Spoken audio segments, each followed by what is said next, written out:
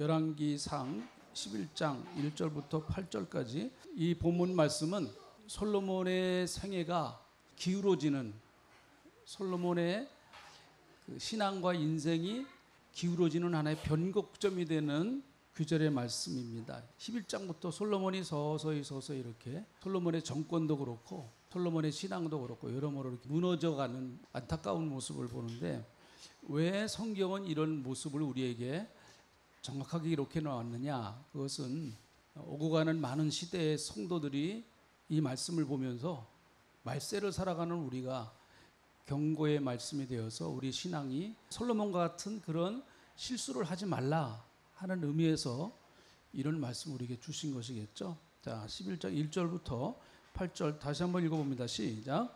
솔로몬 왕이 바로의 딸 외에 이방인의 많은 여인을 사랑하였으니 곧 모압과 암몬과 에돔과 시돈과 헷 여인이라.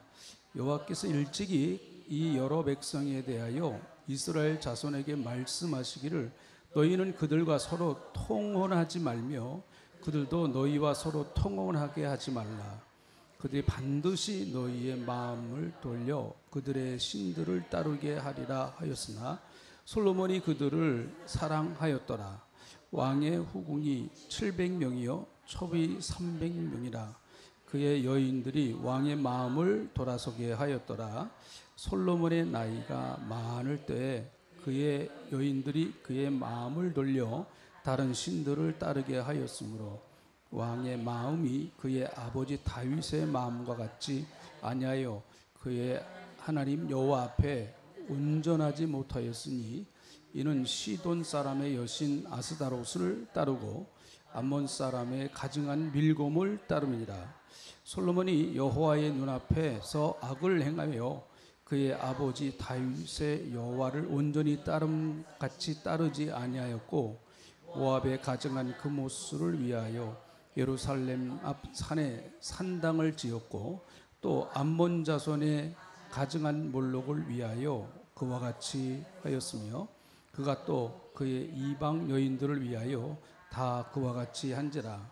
그들이 자기의 신들에게 분향하며 제사하였더라. 아멘. 오전에 왜 솔로몬 시대가 이렇게 저물어가고 솔로몬의 신앙이 왜 이렇게 허물어져 가느냐, 참 안타까운 얘기죠. 솔로몬이 굉장히 하나님 앞에 복을 받고 은혜를 많이 받은 사람입니다. 솔로몬이 처음부터 그렇게 아주 악한 왕으로 나갔다고 하면 무슨 기대할 것도 없었는데, 솔로몬은 하나님을 잘 섬겼던 왕이었었는데 정권 말기로 가면 갈수록 이렇게 신앙에 변질되는 모습을 보면서 좀 안타까운 그 마음이 듭니다. 솔로몬이 이렇게 된 이유는 후궁이 700이요 첩이 300명이다. 한 1000명의 여인들을 관리하는데도 돈이 많이 들어갔을 것 같아요. 물론 뭐 비용이 문제가 아니고, 이렇게 된 것은 솔로몬이 바로의 딸과 그 혼인하면서부터 이제 이런 비극적인 역사의 실마리가 되었어요. 바로의 딸은 그 솔로몬 왕이 결혼한 것이 초창기 왕이 돼서 그렇게 얼마 되지 않아서 결혼했기 때문에 이 바로의 딸은 솔로몬에게 그렇게 무슨 심각한 영향을 끼치지는 못했던 것 같아요. 그러나 그게 하나의 이제 시발점이 되어가지고 뭐 여기 나오는 여러 뭐 여인들이 있죠. 이방의 많은 여인을 사랑했다 그렇게 말하죠. 사랑했다.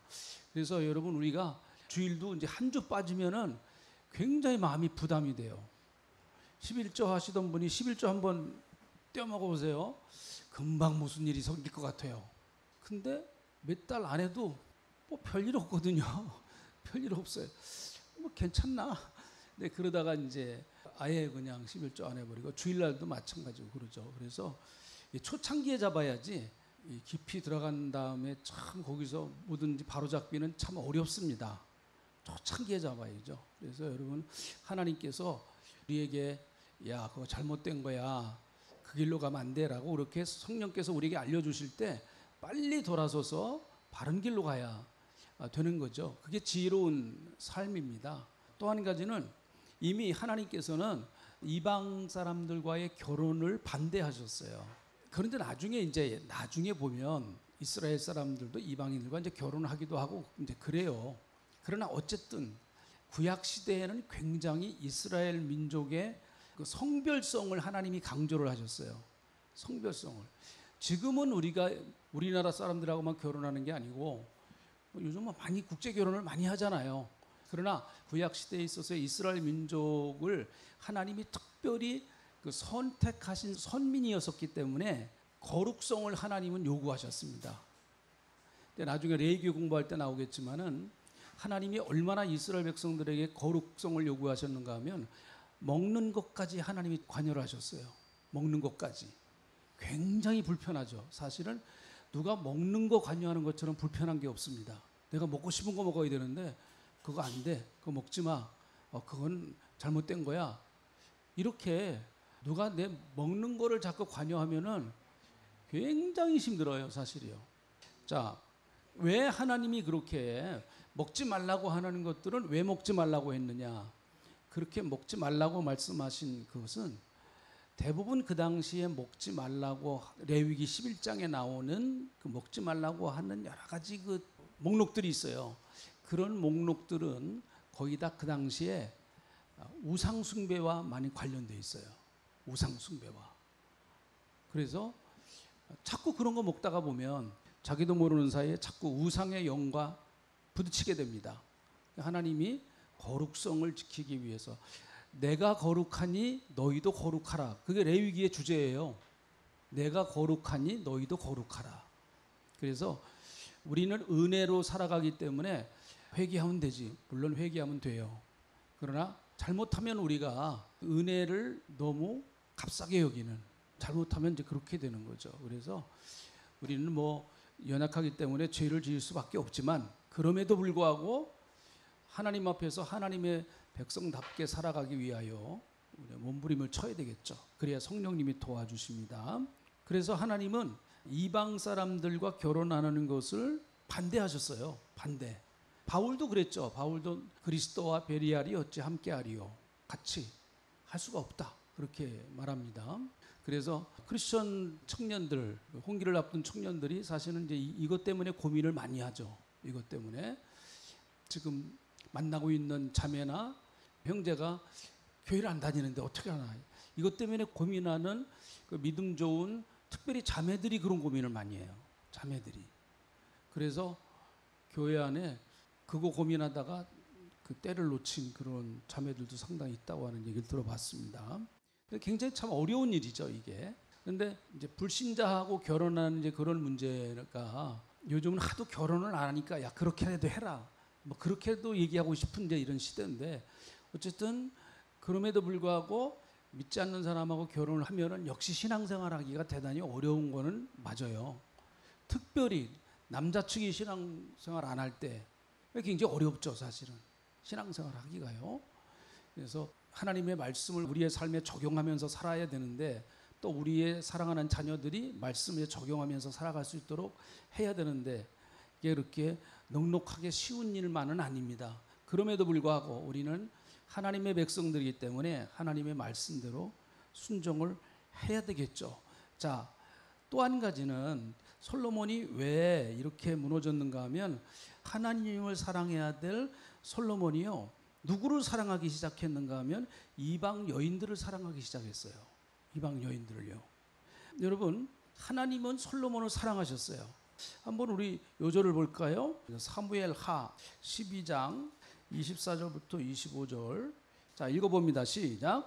다윗이 그의 아내 바세바를 그에게 들어가 그와 동침하더니 그가 아들을 낳음에 그의 이름을 솔로몬이라 하니라. 여호와께서 그를 사랑하사 선지자 나단을 보내 그의 이름을 여디디아라 하시니 이는 여호와께서 사랑하셨기 때문이다. 자, 여기 보니까 하나님이 솔로몬을 두 번씩이나 사랑했다. 그렇게 말해요. 사랑했다.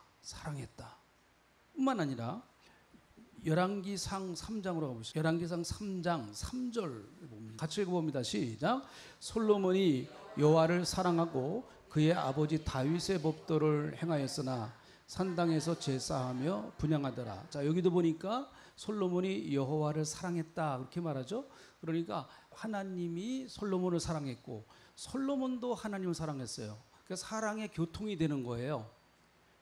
짝사랑이 아니에요. 같이 하나님이 먼저 사랑하셨고 그 사랑에 대한 반응을 솔로몬도 하나님 앞에 사랑의 반응을 보인 거예요. 근데 여기서 좀 우리가 좀 이해할 수 없는 말씀이 나오죠. 산당에서 제사했다 그렇게 나오죠. 여기서 산당에서 분향했다는 얘기는 우상의 산당에서 분향했다고 하는 얘기가 아니고 이 당시에는 아직 솔로몬 성전이 지어지지 않았던 때예요. 그래가지고 하나님 앞에 그 제사를 드리는 곳이 일정하게 꼭 정해지지 않던 때였어요. 물론 법궤도 있었지만은 그 당시에 법궤는 두 군데로 나눠져 있었습니다. 하나는 다윗이 법궤가 없는 성막을 만들었죠. 그리고 또 정식적으로 법궤가 있는 성막. 그래서 이렇게 여러 가지 좀 복잡하던 시대예요. 그래서 그 일반 백성들도 그냥 산에 가가지고 이렇게 뭐 만들어 놓고 우상에게 제사하는 게 아니라 하나님 앞에 제사한다 뭐 이런 좀 영적으로 복잡하던 시대였어요. 근데 솔로몬이 성전을 지은 다음부터 산당은 전부 다 우상이에요. 우상에게 절하는 거예요. 그러니까 그렇게 산당에 가서 분향하고 그러던 것이 솔로몬이 성전을 지었음에도 불구하고 그들이 그것을 계속해 나가는 거예요. 그러면 안 되거든요. 하나님이 솔로몬 성전을 지은 이유는 제사는 솔로몬 성전에서만 와서 드리라는 거예요. 제사는요. 원래 성막이 있을 때도 마찬가지입니다. 성막에서만 내가 만나겠다 그랬는데 이게 이제 세월이 흐르다가 보고 막 이렇게 영적으로 혼탁해지고 하다가 보니까 여기저기 우후죽순으로 뭐 하나님께 드린다. 어쨌든 솔로몬이 여호와를 사랑해서 그 다음에 4절에 보니까 그는 기브온에 가서 거기에 있는 산당이 크다는 거예요. 거기는 솔로몬이 제단을 쌓고 1000번제를 하나님 앞에 드렸다 그렇게 말해요. 그러니까 하나님을 사랑하니까 하나님을 자꾸 만나고 싶은 거예요. 여러분도 사랑하는 사람 만나고 싶잖아요. 사랑하는 사람 내가 만나고 이렇게 자꾸 1000번제 하나님 앞에 더 내가 예배를 한 번이라도 더 드리고 싶고 하는 것이 솔로몬의 마음이었죠. 자, 이제 본문으로 다시 가봅니다. 11장. 이러던 솔로몬이 서서히 그의 신앙이 변곡점을 맞이하기 시작하면서 어떤 현상이 나타나는가 하면 1절 제가 다시 한번 읽어볼게요. 솔로몬 왕이 바로의 딸 외에 이방의 많은 여인을 사랑하였으니 그렇게 말하죠. 사랑하였으니 또 2절에서도 보면은 저 끝에 가서 보면은 솔로몬이 그들을 사랑하였더라 그렇게 말해요. 그죠? 그러니까 정말 하나님을 사랑해야 될 이 솔로몬이 자꾸 이제 이방 여인들을 사랑하기 시작하는 거예요. 여러분 결혼하기 전에 남녀가 사랑하는 건 절대로 죄가 아니에요. 서로 사랑해야 결혼도 하고 또 서로 사랑해야 자녀도 낳고 다 그러는 거죠. 그러니까 성경은 절대로 그런 걸 죄라고 말하지 않습니다. 그런데 여기서 나오는 이 사랑이라고 하는 그 히브리 단어는 뭔가 하면 아헤브라고 하는 단어인데요. 이걸 좀 찾아보니까 이런 의미가 있어요. 아헤브. 요거는요. 사람에 대한 강력한 집착이에요. 집착. 사랑이라기보다는 집착이에요. 여러분 사랑과 집착은 무슨 차이가 납니까? 사랑과 집착. 하여튼 차이가 있죠. 그렇죠. 집착은 자기 중심이죠. 자기 중심. 사랑은 사실은 나 중심보다 타인 중심이 더 강한 건데 사랑도요 너무 그냥 막 집착을 해서 막 달려들면 그것도 겁나요. 그래서 이거는 사람에 대해 강력한 집착, 강한 소유욕, 욕망에 근거한 성적 열정이에요. 이거는요. 이 단어의 의미 자체가. 그러니까 이거는 좋은 의미가 아닙니다. 이 본문 말씀에서는 좋은 의미가 아니에요. 이게요. 그러니까 하나님에 대하여는 우리가 집착하듯이 하나님 사랑하면 되는 거죠. 하나님이시니까. 하나님은 다 그걸 포용하시는 분이시니까 사람은 포용을 못합니다. 그거 포용을 못해요. 절대로.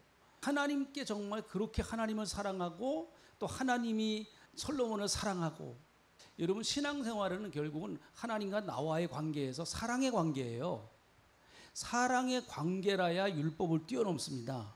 사랑은 율법의 완성이라고 그러잖아요. 그렇죠? 사랑은 율법의 완성입니다. 한번 따라합시다. 사랑은 율법의 완성이다. 그러니까 내가 주님의 계명을 지키려고 애를 쓰기보다 예수님을 뜨겁게 사랑하고 하나님을 뜨겁게 사랑하면 계명은 그냥 지켜줘요.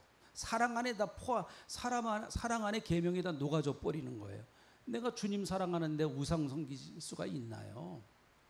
사랑하면 그 사랑 안에 내가 주님 주신 말씀도 지켜낼 수밖에 없어요. 사랑의 심이라고 하는 게 그렇게 참 크거든요.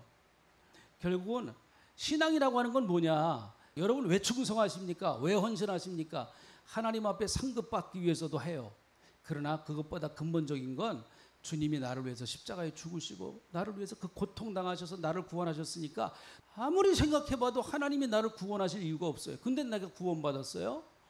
예수님이 나를 위해서 십자가에 피 흘리시고 나를 살려주셨단 말이죠. 그래서 난 하나님 자녀가 됐어요.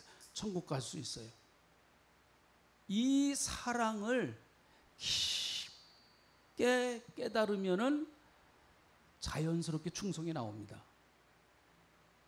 충성이 나요. 그러니까 십자가의 복음을 깨달으면 충성이 나온다. 그리고 하나님 앞에 헌신한다. 헌신한다.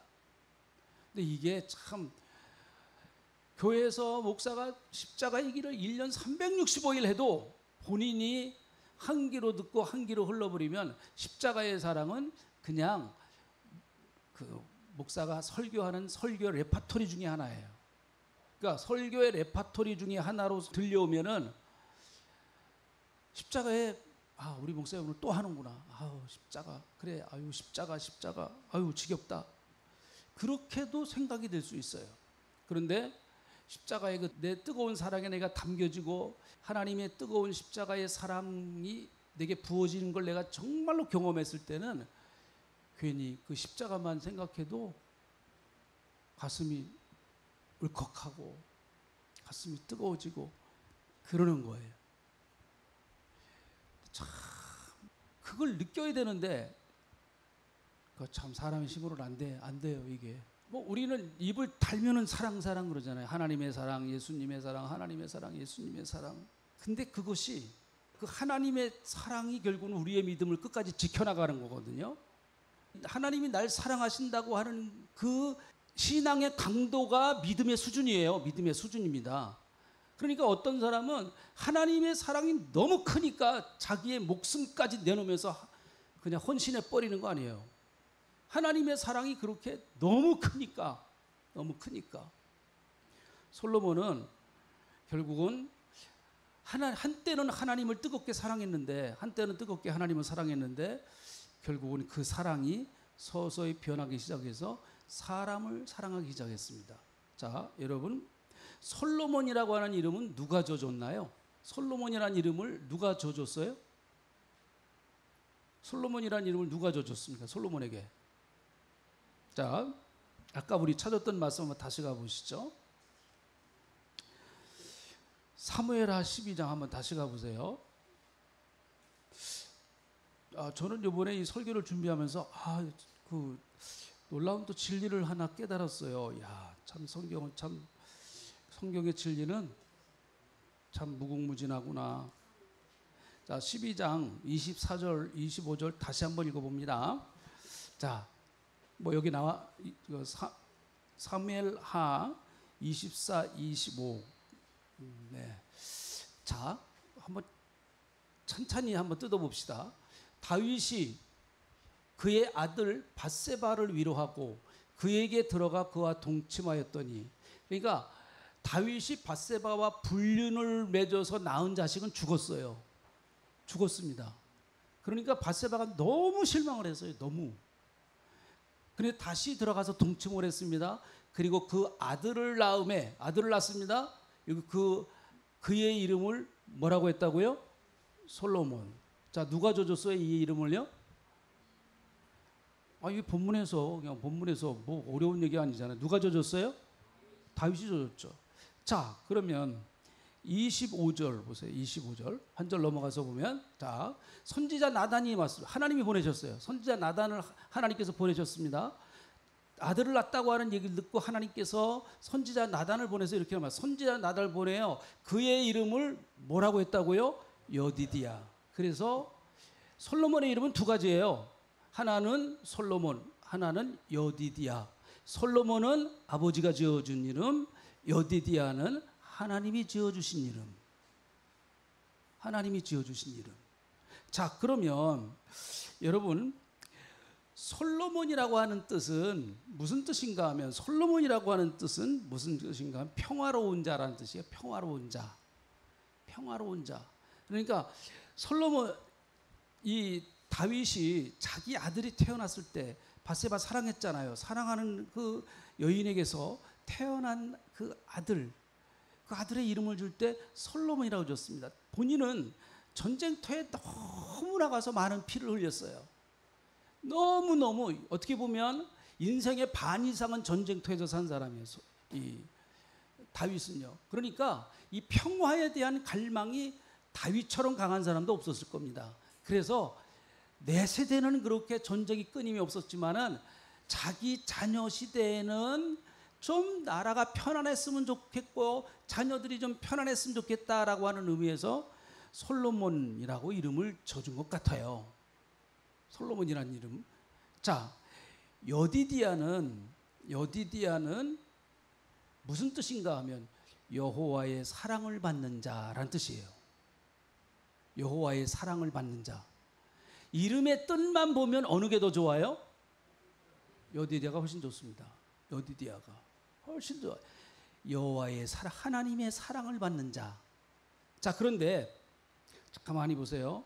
솔로몬이 공식적인 입장에서는 그의 이름이 항상 솔로몬으로 나옵니다. 그래서 우리도 솔로몬 성전 그러지, 여디디야 성전 그렇게 안 합니다. 솔로몬 성전 그렇게 얘기해요. 그래서 솔로몬이라고 하는 이름은 늘 솔로몬의 공적인 이름과 같은 거예요.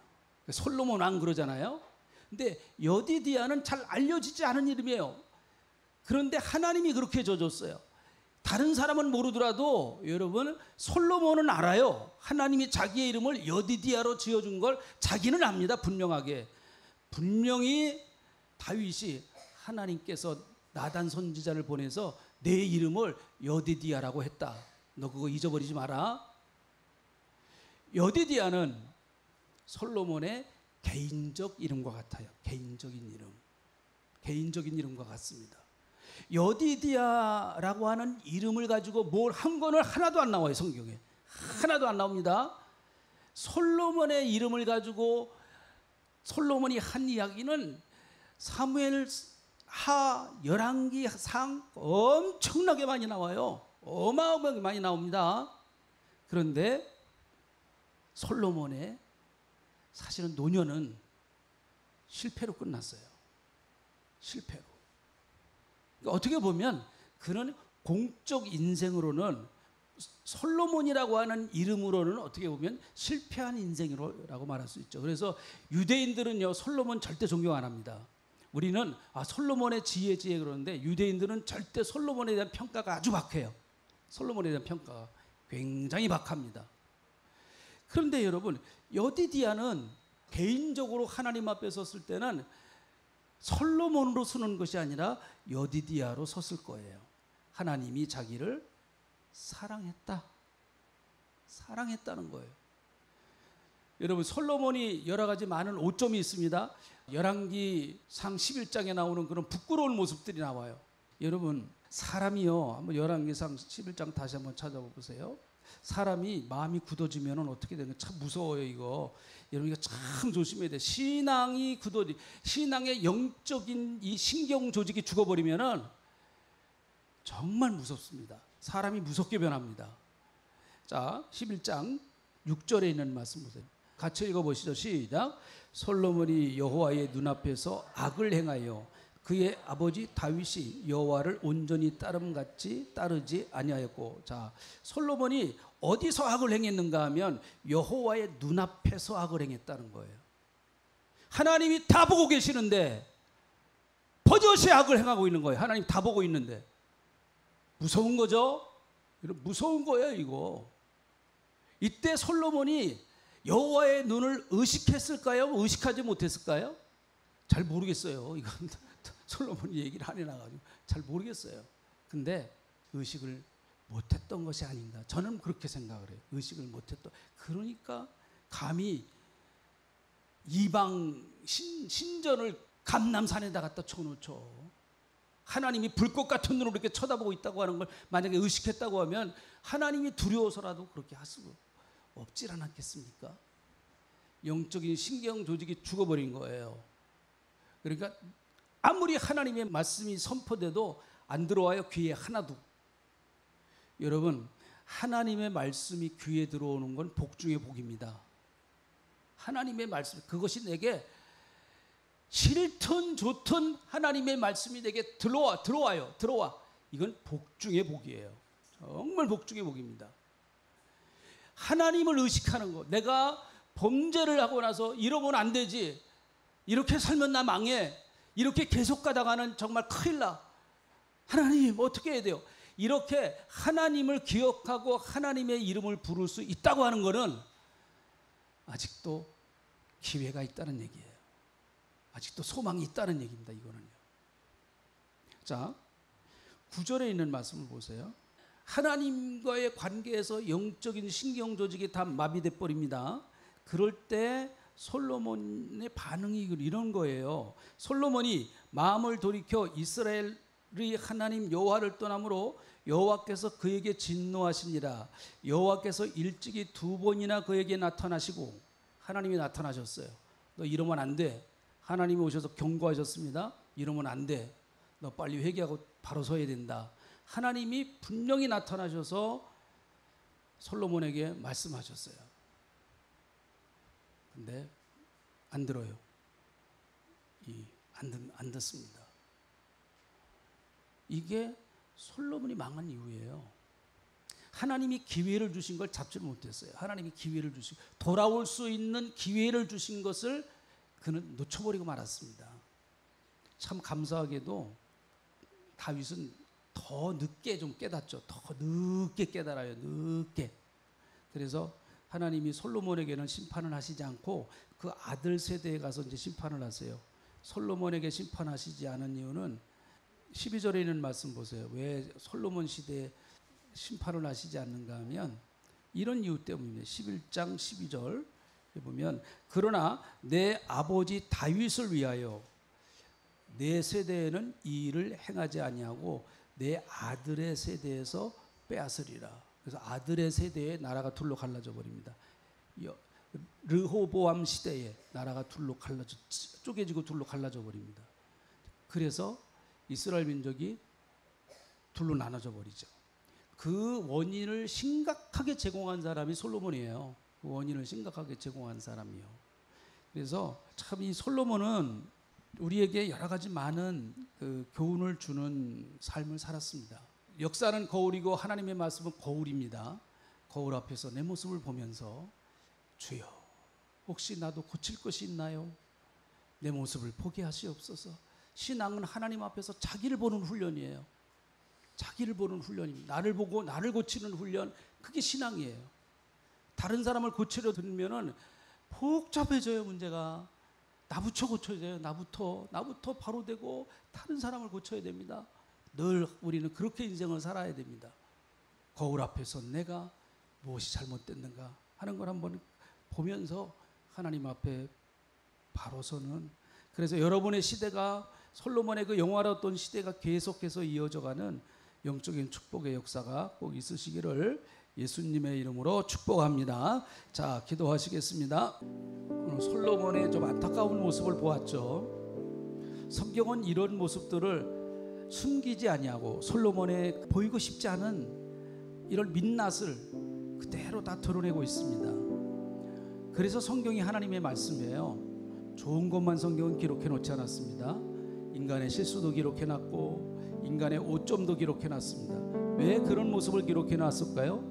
이건 오고 가는 많은 하나님의 백성들이 그 함정에 빠지지 말라고, 그 올무에 걸리지 말라고 또 기록해 놓고 또 기록해 놓았습니다. 주여, 나도 정말 하나님의 이 말씀과 함께 내가 평생 살아가게 도와주시고 하나님 사랑하며 살아가게 도와주세요. 하나님이 날 사랑하신 것 정말 절실하게 좀 깨닫게 하시고 그 사랑에 내가 너무너무 푹 빠져서 내 남은 생에 감사하고 찬양하며 살아가는 그런 삶이 되게 해주시옵소서. 하나님 고맙습니다. 오늘 저희들 말씀을 통해서 오전 오후 우리가 솔로몬에 대해서 말씀을 통하여 다시 한번 보았습니다. 솔로몬은 하나님을 뜨겁게 사랑했던 사람이기에 일천번제를 하나님 앞에 드리고 또 그리고 하나님 앞에 성전을 봉헌해 드리는 그 하나님을 사랑하는 그 뜨거운 마음이 그에게 용솟음쳤던 사람이었으나 시간이 가고 세월이 갈수록 그의 사랑이 식어져서 결국은 하나님 사랑보다는 세상을 더 사랑하는 그런 연약한 모습도 보았습니다. 주님, 우리에게 이런 모습 보여주시는 것, 우리의 그런 함정에 빠지지 말게 하시고 그런 덫에 걸리지 말고 변함없이 하나님만 사랑하며 변함없이 주님만 사랑하라고 하시는 말씀인 줄로 저희들이 믿습니다. 고맙습니다. 우리 사랑하는 귀한 성도님들 하나님께서 함께하여 주시고 하나님이 나를 사랑하시되 끝까지 나를 사랑하시며 그 십자가의 사랑은 영원히 변하지도 않고 흔들리지도 않고 흐려지지도 아니하는 그 사랑이 나를 붙들고 계시는 것을 평생 기억하며 어떠한 환경 가운데서도 하나님을 의지하며 살아가는 저희들이 다 되게 하나님 역사하시며 도와주시옵소서. 감사합니다. 예수님의 이름으로 감사하며 간절히 기도하옵나이다. 아멘.